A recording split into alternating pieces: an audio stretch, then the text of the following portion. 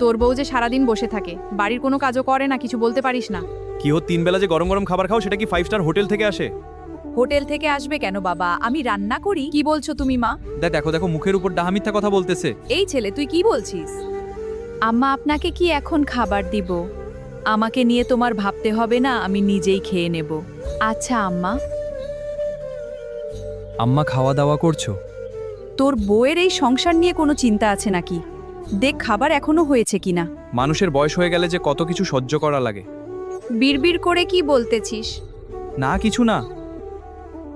কি ব্যাপার, ঘরবাড়ির এই অবস্থা কেন? কাপড় চোপড় এলোমেলো হয়ে আছে, মেঝেতে ময়লা।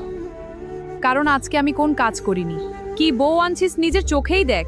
আমি কেন দেখতে যাব আম্মা, তুমি তো বলো সারাদিন বাড়ির কাজ তুমি করো, আরও সারাদিন বসে বসে মোবাইল টিপে। আমি খুব ভালো করেই জানি সারাদিন বাসায় কে কাজ করে আর কে কাজ করে না। আমা শোনো, তোমাকে একটা কথা বলি, সারাদিন যে এক হাতে কাজ করে তাকে যদি তুমি সম্মান না দাও তাহলে সে একদিন থেমে যায়।